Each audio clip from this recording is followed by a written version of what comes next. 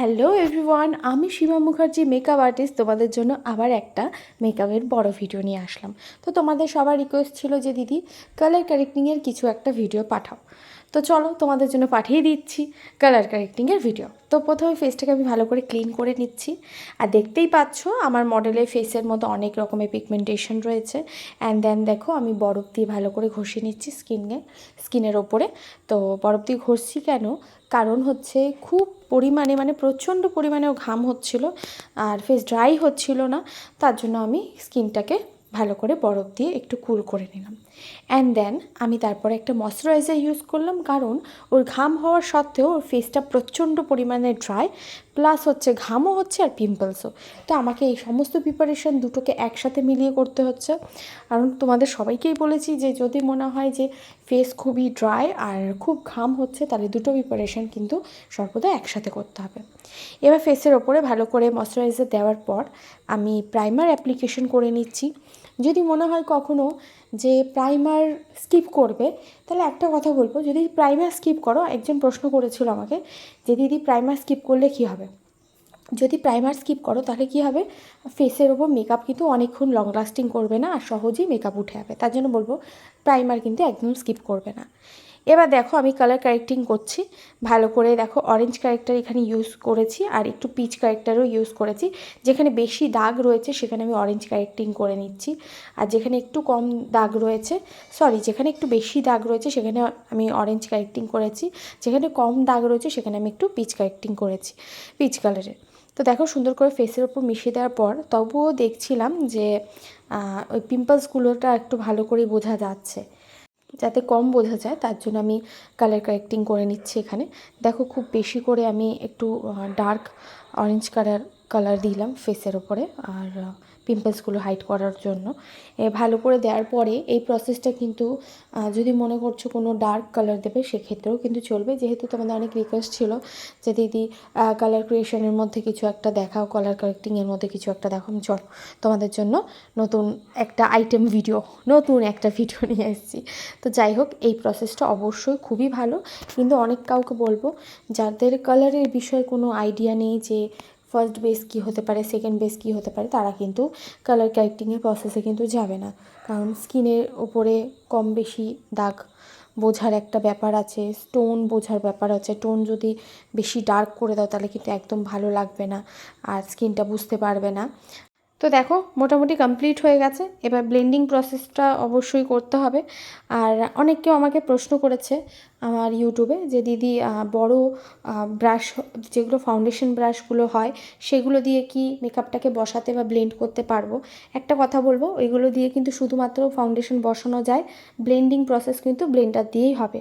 কারণ কি, আমাদের ফেসের ওপর যখন কোনো ফাউন্ডেশন বসাচ্ছি সেটাকে পুশ করে বসাতে হবে, মানে ব্রাশ দিলে পরে পুশিং জিনিসটা হয় না, আমাদের ব্লেন্ডারই ইউজ করতে হবে। ব্লেন্ডার দিলে পরে ভালো করে মেকআপটা ভালো করে বসে।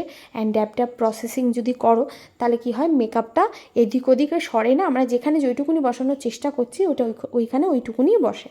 তো দেখো কমপ্লিট হয়ে গেল।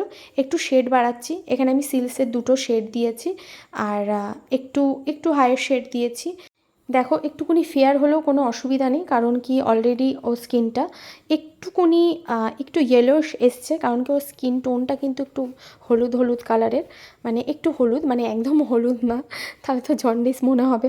যাই হোক একটুকুনি হলদে হলদে আছে ওর গায়ের রঙটা, আর ওইটাকে ম্যানেজ করার চেষ্টা করেছি। কালার কারেক্টিং না দিলে কিন্তু ওই জিনিসটা আসতো না। তো দেখো একটু ফেয়ার করেছি স্কিনটা, আর ওর স্কিন টোনই হয়ে যাবে শেষমেশ। পুরো স্কিনের উপর বসিয়ে নেওয়ার পর আমি আবার ব্লেন্ডিং করছি।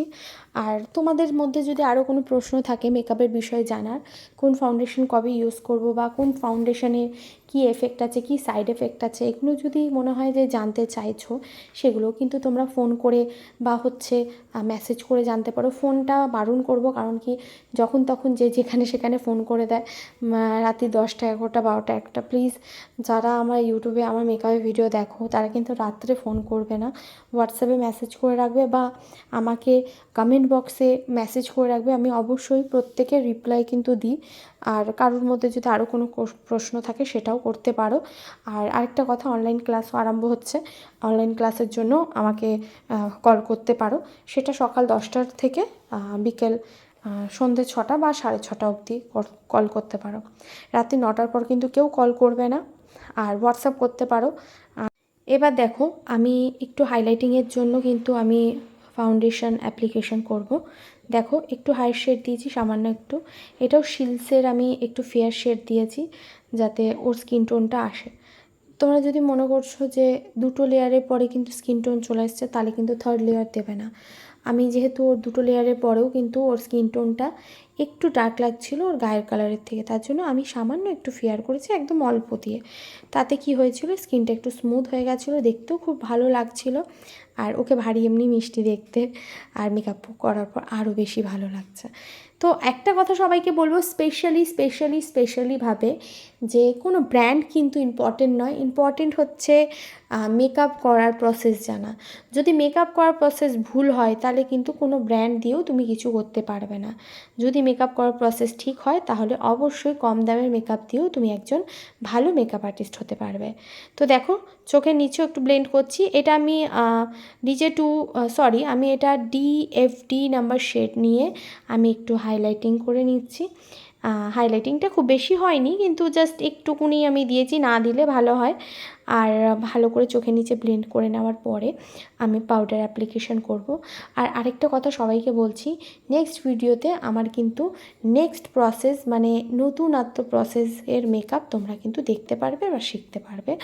অবশ্যই যা যা নতুন আছো আমার চ্যানেলে, যদি মেকআপটা শিখতে চাইছো তাহলে কিন্তু অবশ্যই আমার চ্যানেলটাকে সাবস্ক্রাইব করবে আর বেল আইকনটাকে কিন্তু প্রেস করে দেবে, না হলে কিন্তু মেকআপের নোটিফিকেশানগুলো পাবে না। কারণ ডেইলি একদিন অন্তর অন্তর আমি কিন্তু বড় ভিডিও পোস্ট করি, আর তাতে কোনো নোটিফিকেশান না পেলে জানতে পারবে না। তো দেখো, আমি পাউডার দিয়ে দেওয়ার পর পাউডারটাকে ভালো করে ঝেড়ে নিয়ে আমি মুখে সেটিং স্প্রে অ্যাপ্লাই করছি। এটা হচ্ছে পিএসসির মাইক্রো ফিক্সার, খুব ভালো একটি স্প্রে। আর হ্যাঁ, এই আই মেকআপটা খুব সিম্পলভাবে করা হয়েছে। এটা আমি রিলসে পোস্ট করেছি আই মেকআপটা। যদি মনে করছো আই মেকআপটা দেখবে বা শিখবে, রিলস ফলো করতে পারো। আর মাঝখানে ক্যামেরার সামনে আমি চলে আসছি, তাই আমার ভিডিওগ্রাফার আমার বকা দিচ্ছে, যেটা হচ্ছে আমার ভাই, আমার মামার ছেলে। তো ও ভিডিওগুলো করে আর ও বকাও দেয়, কেন কি কখনো কখনো আমি সামনে চলে আসছি। আজকে ফেস দেখাইনি, কিন্তু নেক্সট ভিডিও থেকে আমার ফেস তোমরা সবাই দেখতে পারবে। অনেকে বলে দিদি তুমি কেমন দেখতে, প্রোফাইলে দেখে, তবুও বলে যে দিদি প্রোফাইলে একটু রিয়েল ভিডিওতেও একটু দেখাও। তো চলো, তোমাদের সাথে নেক্সট ভিডিওতে আমি কীরকম দেখতে তোমাদের দেখাবো।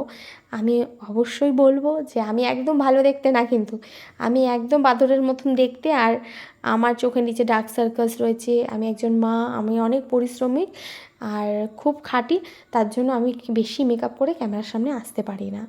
আর ওইটাইভাবে আমাদের অ্যাকসেপ্ট করে নেবে। মেকআপ আর্টিস্ট মানেই যে মেকআপ করতে হবে নিজেকে, আর নিজেকে সবসময় সাজিয়ে গুজিয়ে রাখতে হবে, কোনো মানে নেই। তো আমি একটুকুনি কম সাজতে ভালোবাসি। তো যাই হোক, দেখো আইব্রোস চলছে। আমি এখানে একটা আই ম্যাজিকের ব্রাউন জেল লাইনার ইউজ করেছি। আমি একটু ডার্ক কালার করার চেষ্টা করেছি, বিকজ অনেক সময় শ্যাডো থেকে আমি কালার নিই, সেক্ষেত্রে আমি আজকে জেল লাইনার ইউজ করেছি। দেখো, ছোট্ট পুচকিপার একটা টিপ পরিয়েছি আর লিপস্টিকটা লাইট করার চেষ্টা করেছি, কারণ একটা স্ট্যান্ডার্ডি রাখার ব্যাপার আছে না, সব সময় লাল লিপস্টিক বা মারুন বা অরেঞ্জ বা পিঙ্ক ভালো লাগে না। তো একটু লাইট কালার পরানোর চেষ্টা করেছি, যাতে একটু স্ট্যান্ডার্ড লাগে, আর যাতে মনে হয় যে না, একটা রয়্যাল লুক যাতে মনে হয়।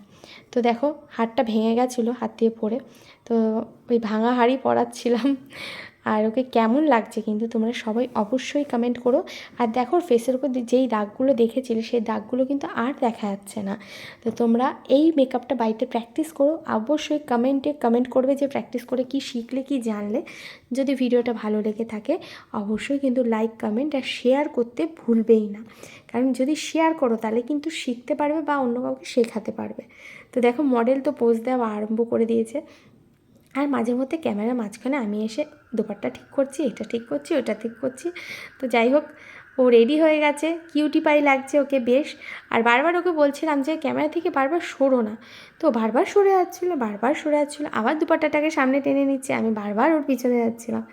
তো যাই হোক, ফাইনালি ওর লুকসটা রেডি হয়ে গেছে, ওকে খুব সুন্দর দেখতে লাগছে, আমার তো ভীষণ ভালো লাগছে, কারণ কি সাজানোটা কার দেখতে হবে না। তোকে বললাম একটু পোজ দিয়ে দাও আর একটু টাটা করে দাও সবাইকে। তো তোমরা সবাই ভালো থেকো, সুস্থ থেকো, আর নতুন ভিডিওর জন্য অপেক্ষা করো। টাটা সবাইকে, গুড নাইট, সুইট ড্রিমস।